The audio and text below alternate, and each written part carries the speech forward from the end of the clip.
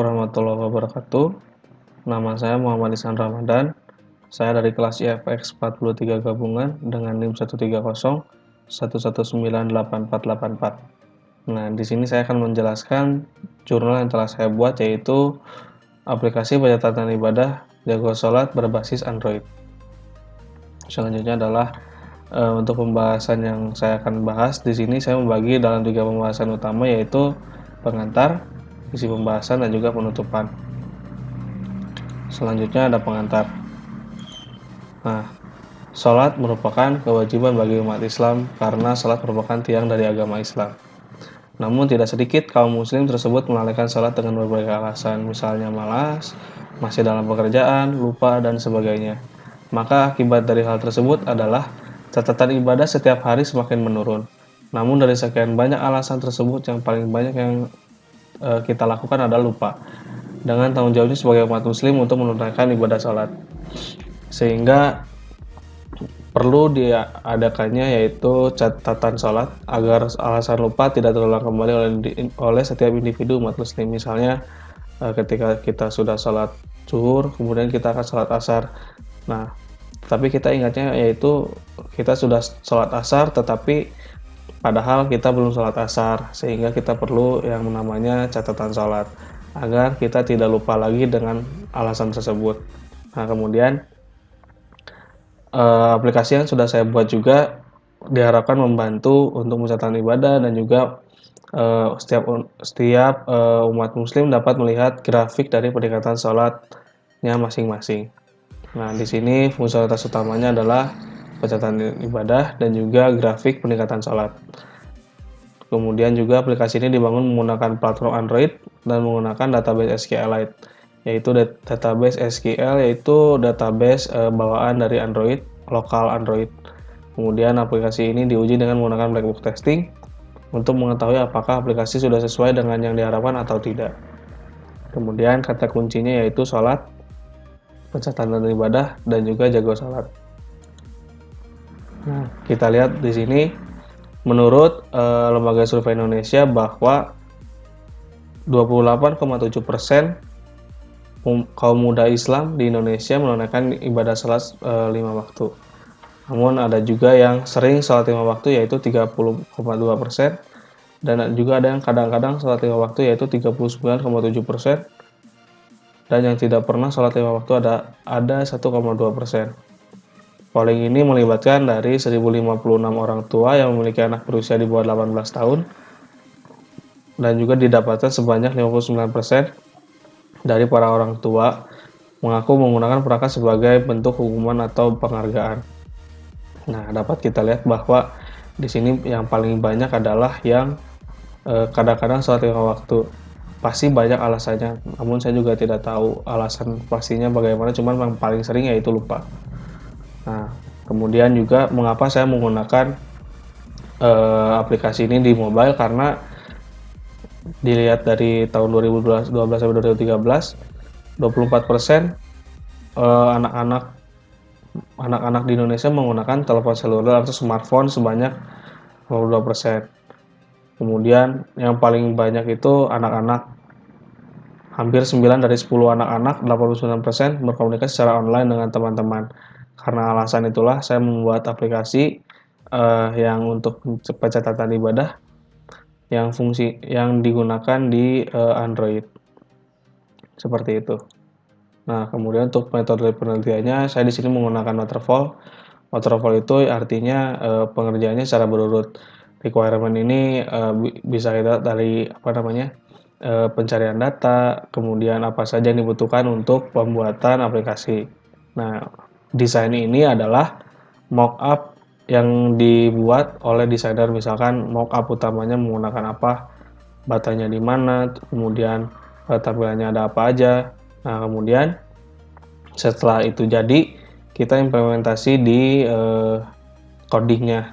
Kemudian diverifikasi itu artinya kita lihat apakah aplikasinya sudah bagus atau belum, atau kita uji aplikasinya. Nah, dari hasil verifikasi hasil uji tersebut, kita maintenance.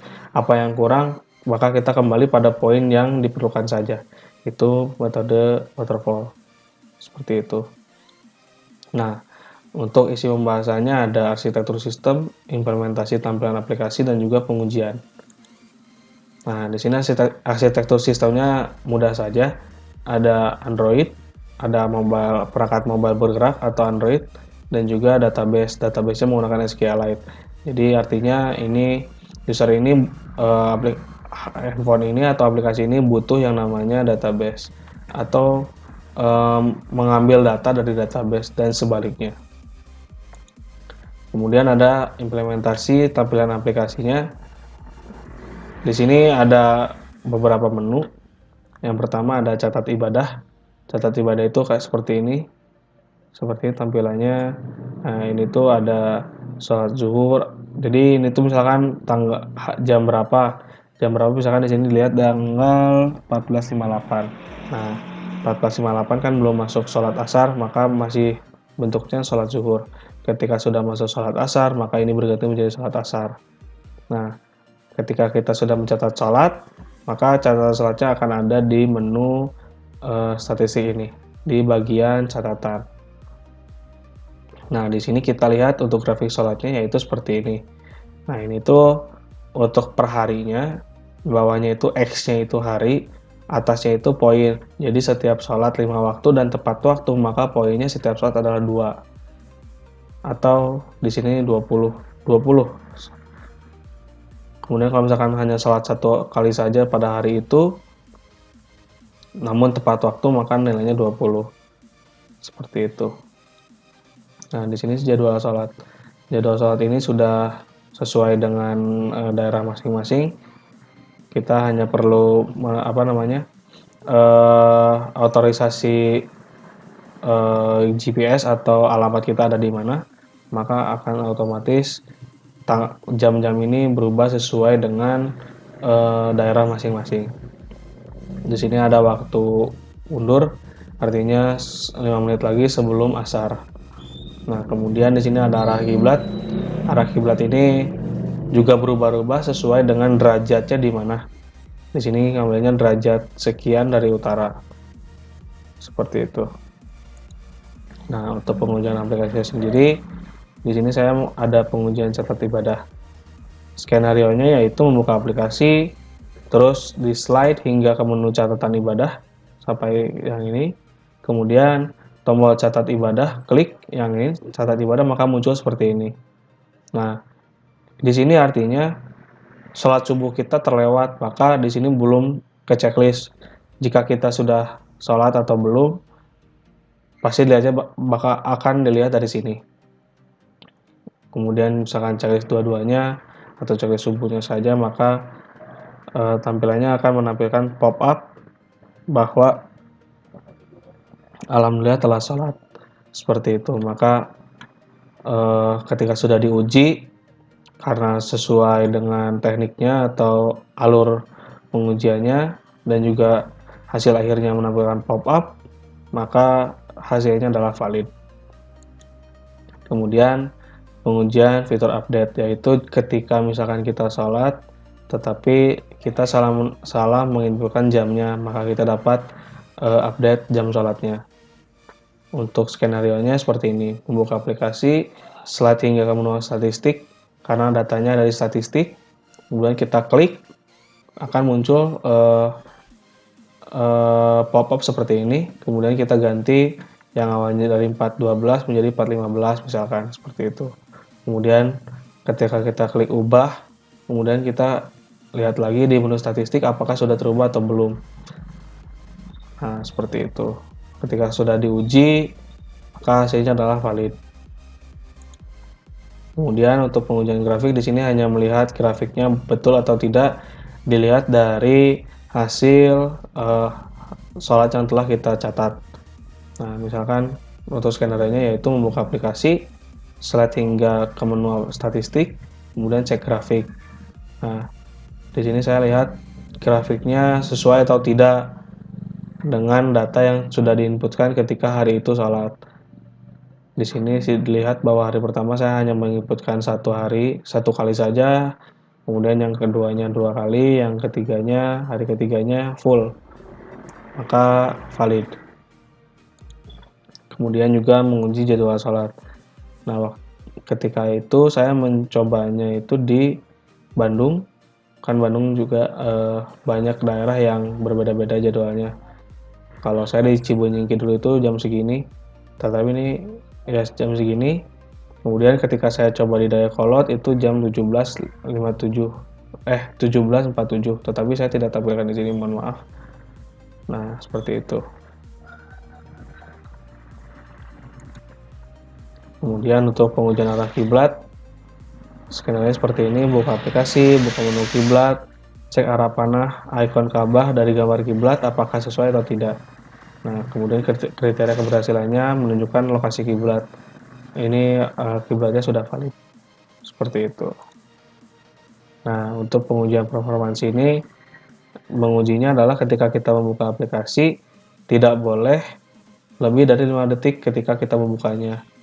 Saya sudah coba membuka aplikasi Jago Salat, didapatkan membuka aplikasinya sebanyak 2 kali, didapatkan waktunya seperti ini, 2 detik dan juga 2 detik, 2 detik 10 dan juga 2 detik 20, seperti itu.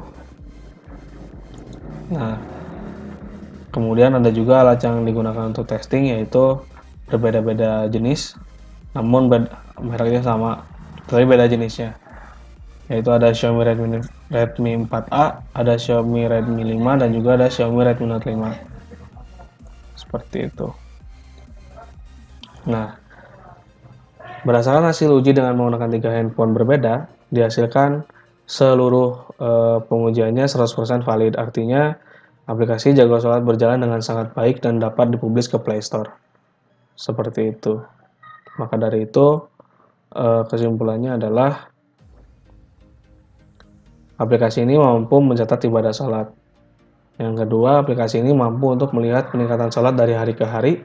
Dan juga yang ketiga, aplikasi ini mampu memonitoring apakah ibadah salat yang telah kita lakukan meningkat atau tidak, dilihat dari grafik yang tadi, apakah meningkat atau tidak. Seperti itu. Nah, mungkin sekian presentasi jurnal yang dapat saya sampaikan. Mohon maaf apabila ada kesalahan tutur kata yang kurang enak atau kurang dapat diterima. Terima kasih sekali lagi. Assalamualaikum warahmatullahi wabarakatuh.